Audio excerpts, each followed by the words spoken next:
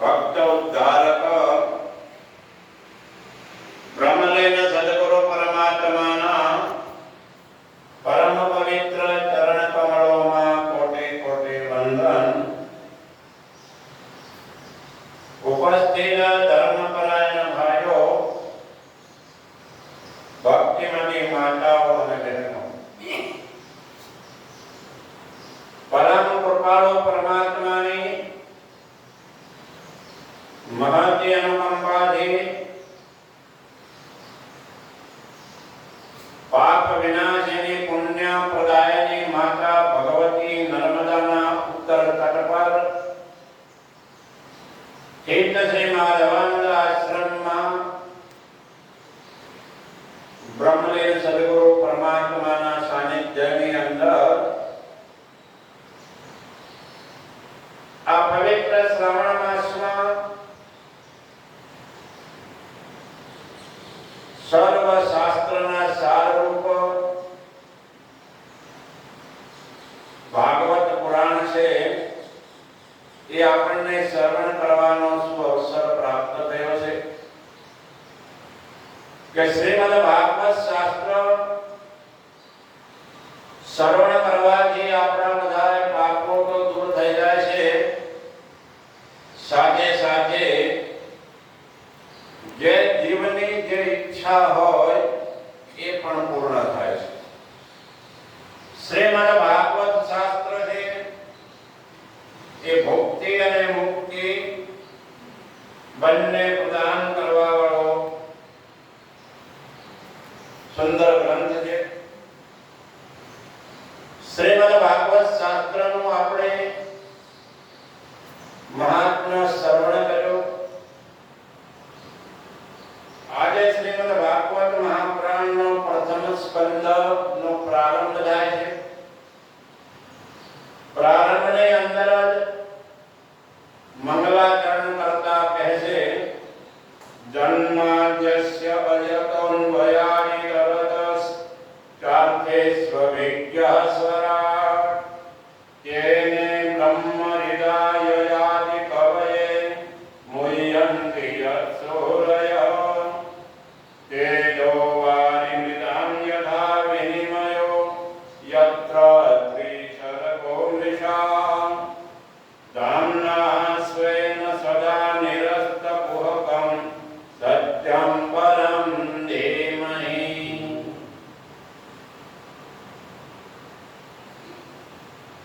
જન્માદ્યસ્ય યતોન્વયાદિ તરતસ્ય, કે જે પરબ્રહ્મ પરમાત્મા પૂર્ણ છે, સચ્ચિદાનંદ ઘન સ્વરૂપ છે, જેના દ્વારા આ જગત બને છે, જેની અંદર રહે છે અને જેમાં લય થાય છે.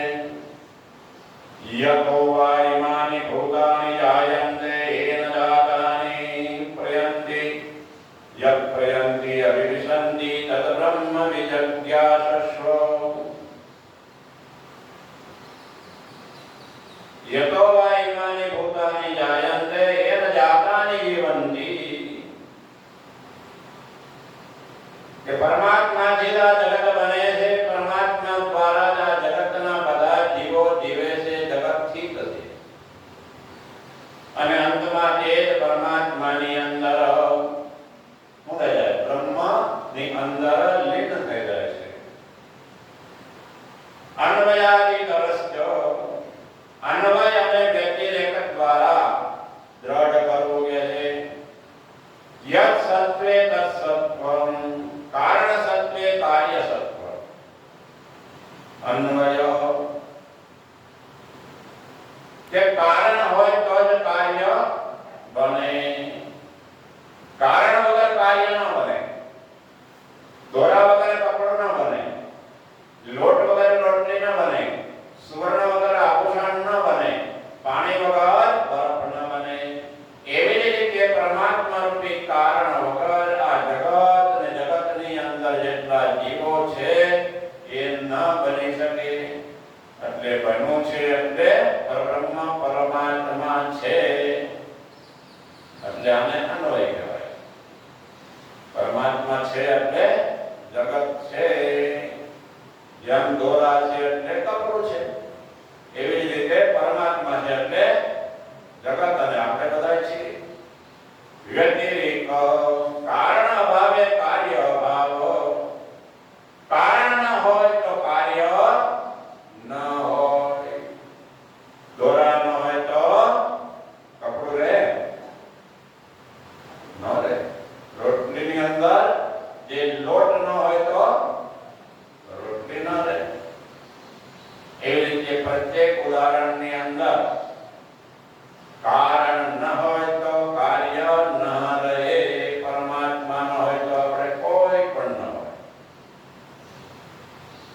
પરબ્રહ્મ પરમાત્મા એ અન્વય વ્યતિરેક છે. અત્યારે પણ આપણે દ્રઢ કરવું પડે કે પરમાત્મા એ પૂર્ણ છે, વ્યાપક છે, સર્વત્ર છે, એ આપણી અંદર વિદ્યમાન છે, સર્વની અંદર. કારણ બધે હોય ને, એક ખૂણામાં હોય. જેમ આપણે રોટલી બનાવી કે રોટલો બનાવ્યો હોય તો એક ખૂણામાં લોટ હોય કે બધે લોટ હોય? બધે હોય. એવી રીતે આ આખું જગત અને આપણે બધાય કાર્યરૂપ છે અને એમાં કારણરૂપી પરમાત્મા ઓતપ્રોત ભરેલા છે. સર્વં ખલુ ઇદં બ્રહ્મ. વેદો કહે છે આ બધું બ્રહ્મ રૂપ છે. જેમ દોરા કપડાની અંદર છે, એ શું છે? કપડાની અંદર દોરા છે. રોટલીની અંદર લોટ છે. એનું નામ અને રૂપ અલગ કે નહીં? નામ પાડી દીધો રોટલો અને ગોળ હોય એનો આકાર થાય. તો એવી જ રીતે આ જગતની અંદર નામ અને રૂપ ભિન્ન ભિન્ન છે, પરંતુ પરમાત્મા સર્વની અંદર વ્યાપક રૂપ છે, રહેલા છે કે છે. અર્થ શાંતિસ્વધિજ્ઞ સ્વરાટ. અને એ પરબ્રહ્મ પરમાત્મા છે કે સર્વજ્ઞ છે, સર્વ જાણવાવાળા. પ્રત્યેકના હૃદયની અંદર રહીને પ્રત્યેક જીવાત્મા જે સંકલ્પ કરે છે એ બધું એ જાણે. બહારની ક્રિયા તો જાણે જ છે, પરંતુ અંદર રહીને પણ જાણે. વેદોમાં કહ્યું ને, એકો દેવ સર્વભૂતેષુ ગૂઢ સર્વવ્યાપી સર્વભૂતાંતરાત્મા કર્માધ્યક્ષ સર્વભૂતાનિવાસ સાક્ષી ચેતા કેવલો નિર્ગુણશ્ચ. એકો દેવ સર્વભૂતેષુ ગૂઢ. એક સકિલાનંદ ઘન પરબ્રહ્મ પરમાત્મા સર્વની અંદર ગૂઢ રૂપ સે રહેલા છે, એટલે આપણે આંખથી ન જોઈ શકીએ. ગુપ્ત રૂપ છે.